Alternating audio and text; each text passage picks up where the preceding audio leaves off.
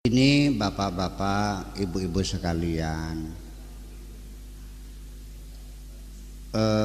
diskusi tentang qada dan qadar antara Jabariyah, Mu'tazilah, Ahlussunnah wal Jamaah itu terus berlanjut.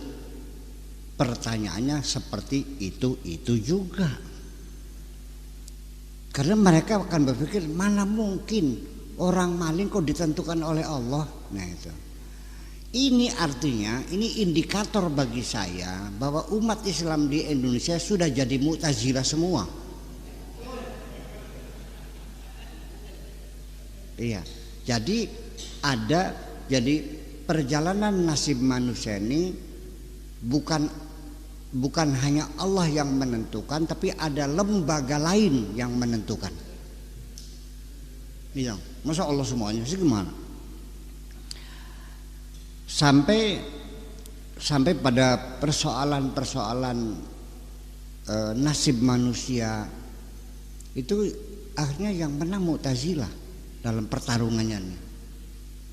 Misalnya yang hadir juga mungkin ini 99,9% udah Mu'tazilah semuanya nih. Karena dari awal dicekoki dengan firman Tuhan, innallaha la yughayyiru ma biqaumin hatta yughayyiru ma bi anfusihim, bahwa Allah tidak akan merubah nasib suatu bangsa kecuali bangsa itu merubah nasibnya. Begitu kan terjemahannya? Itu ceramahnya dengan penuh semangat, dengan mengepal-ngepalkan gitu, kayak ngancam Gusti Allah. Allah lagi diancam-ancam terus. Itu artinya kan begini, Allah akan merubah nasib kita kalau kita merubahnya, kan begitu. Kalau kita tidak merubah, Allah tidak akan merubah. Kalau kitanya ke barat, Allahnya ke barat. Kalau kitanya ke timur, kalau kitanya mandeg, kitanya merubah, Allahnya. Jadi siapa yang jadi Tuhan? Ini kita terjebak sesungguhnya, terjebak. Jadi dikiranya Gusti Allah kok kayak ponakan ira sing ndase koreng nikah.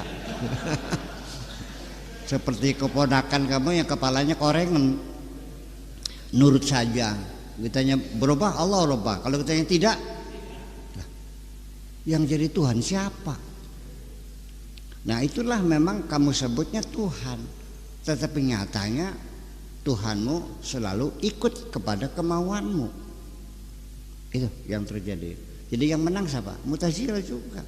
Karena Mu'tazilah meyakini enggak ada itu qada-qadar itu. Selesai. Mu'tazilah tidak mengakui qada dan qadar sebagai rukun iman. Allah memberikan kebebasan mutlak manusia untuk memilih. Logika mereka mengatakan begini, kalau kita ini tidak diberi kebebasan memilih, maka kita tidak akan dimintai pertanggungjawaban. Ya enggak? Bisanya kita dimintai pertanggungjawaban karena kita telah memilih. Kalau kita dipaksa, apa yang pertanggungjawabkan?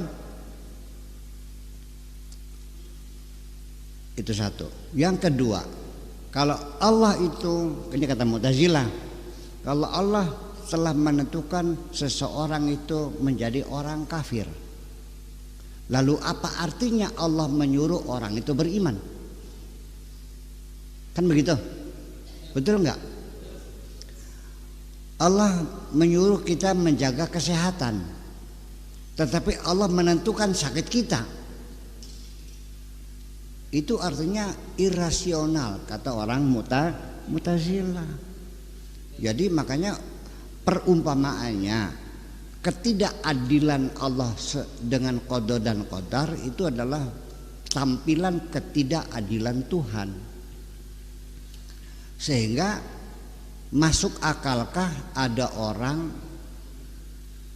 dilarang tenggelam tapi tangan dan kakinya diikat? Masuk akal enggak? Jadi kalau kita melarang orang itu tenggelam, ya tidak boleh tangan dan kakinya diikat dong. Berarti manusia harus diberikan kebebasan. Itu Mu'tazilah. Ya ternyata pada akhirnya ya kalau kita berpikir seperti itu ya nanti menjadi Mu'tazilah juga. Sekalipun kita seformalnya mengatakan kalau Mu'tazilah laknatullah alaihim. Ngomong mah laknatullah alaihim, tapi pikirannya sudah Mu'tazilah secara tidak sadar. Nah, itu baik Mu'tazilah, baik Qadariyah, baik ahli sunnah wal jamaah, itu semuanya sebatas bermain teori. Ya, teori, pendapat, hanya menyusun premis-premis dalam bentuk silogisme dan lalu menjadi konklusi. Hanya itu saja sebetulnya. Tetapi saya lebih melihat bukan teori tapi realita.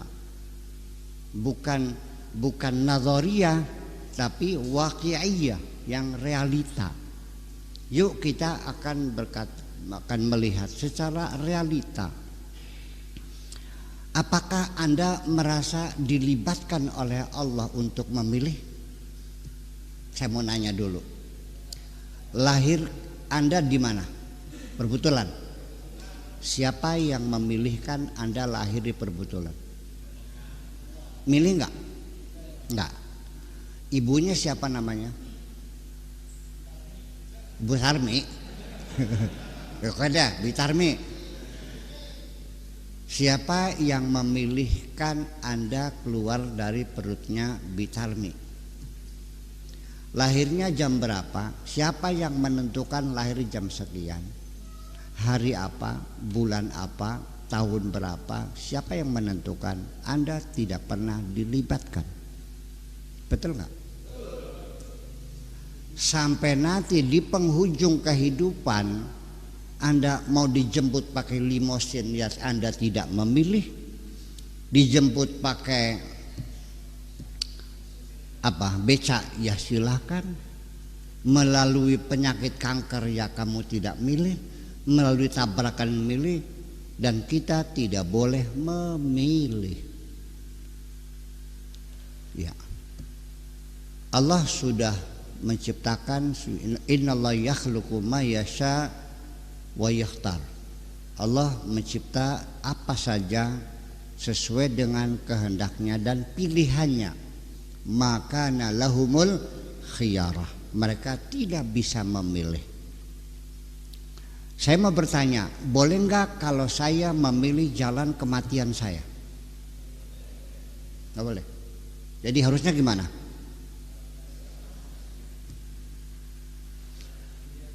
Sekarang tubuh Anda sendiri, apakah darah berputar melewat pembuluh darah sekujur tubuh setiap hari? Apa Anda terlibat? Jantung berdegup setiap menit, itu 70 kali detakan jantung memompa darah. Apa Anda terlibat? Apakah ketika masuk partikel-partikel asing dalam tubuh Anda, kemudian partikel asing itu, virus itu dimakan oleh fagosit, terjadi pertempuran dalam tubuh Anda, apa Anda sadar? Terlibat juga tidak kok. Ini saya bicara realita nih. Ya itu ada persoalannya. Terus yang jadi masalah apa? Realitanya begitu. Jadi ketika kita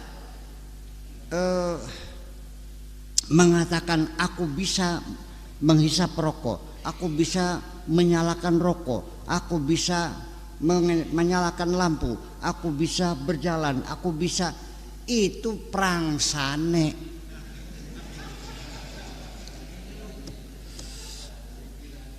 Kayak supir, kayak masinis kereta listrik. Sementara ada setrumnya, dia injek gas kenceng, diinjek remnya berhenti. Ketika listriknya diputus, kira-kira begitulah pemahaman saya tentang qada dan qadar itu. Setuju? Itu aja. Cuma saya waktu itu saya belum lahir. Ketika mereka berdebat begitu tuh saya belum lahir. Oke. Nah, jadi adapun hadis itu tadi sebetulnya arahnya jadi begini. Orang ngomong tuh harus jelas maksudnya kemana. Sebab ada banyak orang ngomongnya begini maksudnya begitu. Ya kan gitu. Jadi Kanjeng Nabi bilang seperti itu, kullu mauludin yuladu 'alal fitrati fa abawahu yuhawidani au yumajjisani au yunasirani.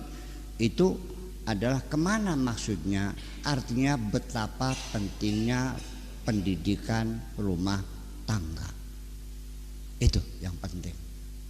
Jadi artinya pendidikan watak mental itu sebetulnya lebih banyak dipegang oleh orang tua daripada sekolah, daripada masyarakat. Nah, setelah orang tua siapa? Masyarakat. Sekolah mah milih ketiga sekolah mah. Iya, karena sekolah tidak bisa membangun satu watak mental anak-anak kecuali orang tuanya. Dan nanti bagaimana mendidik anak? Saya ingin kasih tahu pada bapak-bapak semuanya, anak-anak kita itu tidak melihat apa yang selalu engkau katakan kepada anak-anak, tetapi anak-anakmu selalu melihat apa yang engkau lakukan setiap hari. Itu yang mereka tonton.